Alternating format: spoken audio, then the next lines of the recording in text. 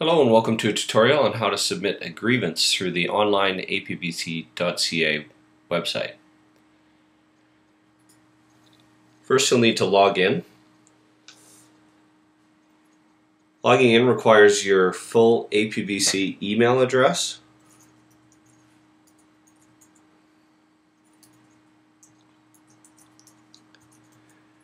and the password that was assigned to you or that you have changed to be something that you'll remember yourself. If you can't remember your email address or your password, you can click the link below under Can't Log In, and there you can either try to reset your password or request help from the administrator to get a new one. Once you know your credentials, click Sign In.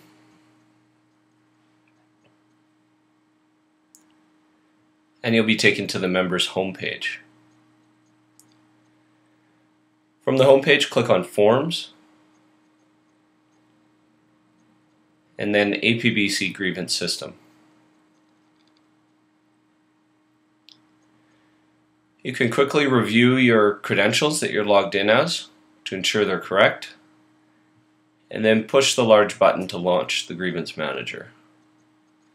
The Grievance Manager will come up in a new tab or window, and the first screen you'll be shown is a list of your own personal grievances. This will show any grievances previously submitted under your employee number, indicating the category of the grievance, the current step, and providing a link for you to click on to see a snapshot of exactly where that grievance is right now, what the claim was, what the requested remedy was, and the last date of action. Moving on from your own list, you'll notice a menu along the top of the screen showing you that you're currently on the grievance list page. There's a main menu, a help page.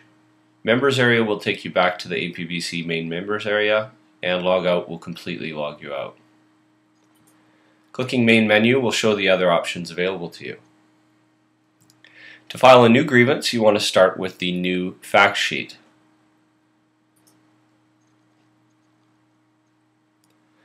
Once you've clicked the new fact sheet, it will open a new fact sheet screen and automatically fill a certain amount of the data with the information that you're logged in as.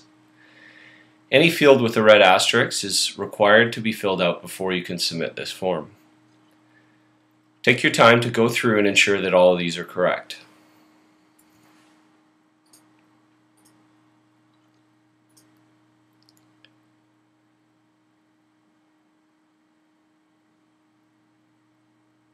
You'll need to choose the category of the grievance from the drop-down. In this case, we'll choose posting. And then enter a topic.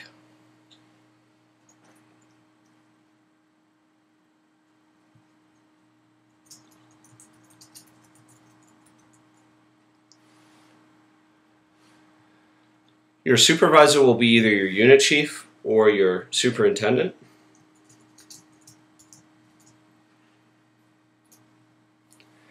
And then on the top right, you can enter any witness's name that might have witnessed the circumstances that led to the grievance.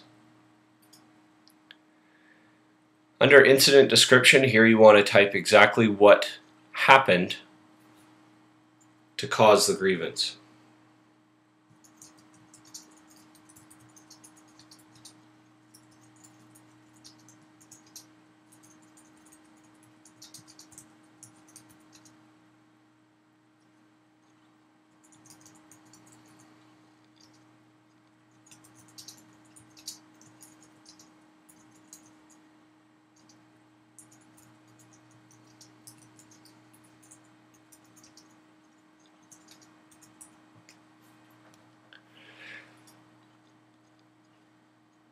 Clicking the calendar icon will give you a small pop-up window, and you can choose the date that the grievance occurred on. Enter in the location that it occurred,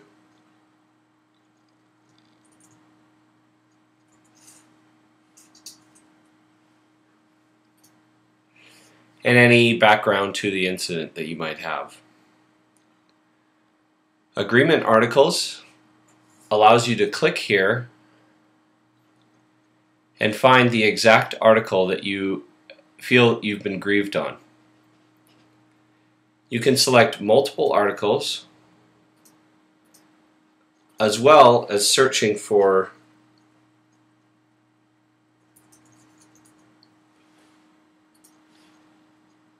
article type headings. Whichever ones you select and then click Done will automatically be inserted into this field. Requested remedy is what you'd like out of the grievance.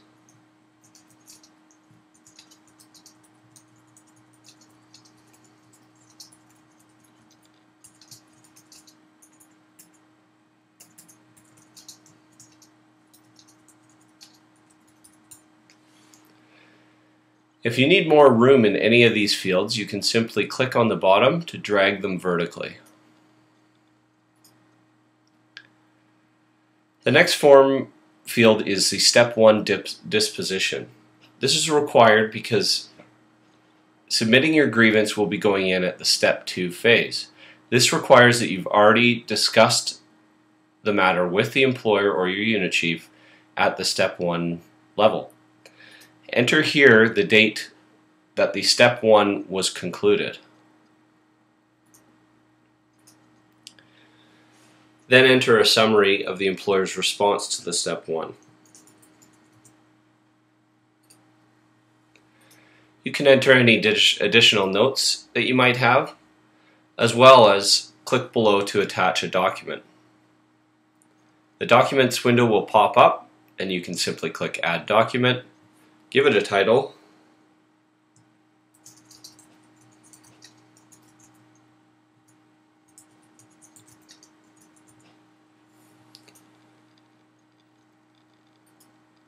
select the file on your computer, and click Send File. You'll see a confirmation it was uploaded, and then you'll see it listed in the form. If you'd like to view what you've uploaded, just click the little folder icon.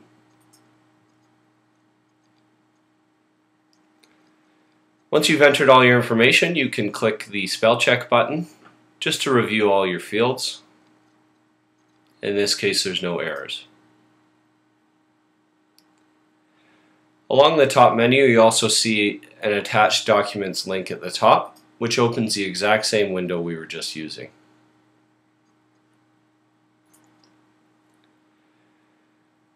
Once you're finally happy with everything that you've entered, simply click Submit. You'll be shown a confirmation that your fact sheet has been submitted for your own name. And as well, you should have just received an email copied to yourself saying that a new fact sheet has been submitted for you in your region. This email will also go to the RVPs of your region so they can further process your file. Once you click there, you'll see the new file is now listed at Step 0, which means that it's pending action from your RVP to assign it a grievance number at the Step 2 process.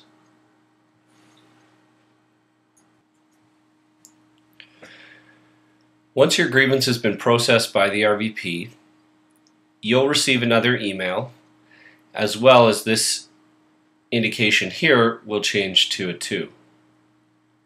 Since I've done that on another screen, I'll just quickly refresh, and you'll see now it's now sitting at Step 1. If we click the detail, you'll see that there's now an action saying Step 2 marked prepped, ready to submit, and the date of that action. You'll also have received another email saying that your grievance is ready to submit, but it requires your signature. This is an important step, and you must be logged in before you click this link. In the email, click on the link to open the signature page. Once the signature page is open, you can print it and then follow the instructions on the form to either scan and email it back to the union office or to fax it back to the union office. Any grievance without a signed signature page will not be submitted to the employer. It's crucial that you do this within the allowed time limits, which are 2 weeks from the grievance date. Once your signature page is returned, your grievance will be submitted to the employer at step 2, and you will see this progress step move from 1 to 2. As the grievance then proceeds from step 2 to 3 and possibly into an arbitration, you'll be notified by email every time one of those steps occurs. Heading back to the main menu, you'll see a number of other buttons available to you. The first of which is the Resources and Awards, and this is where you can come to view previous arbitration awards that the union tends to rely on, as well as collective agreements and any other sort of useful references for you. There's also a link to see the full list of membership grievances, and this simply shows you every grievance in the province listed by region, what step, what category, the griever, and the grievance number that is currently open. You're not able to actually click and view the grievance, you can only see these general.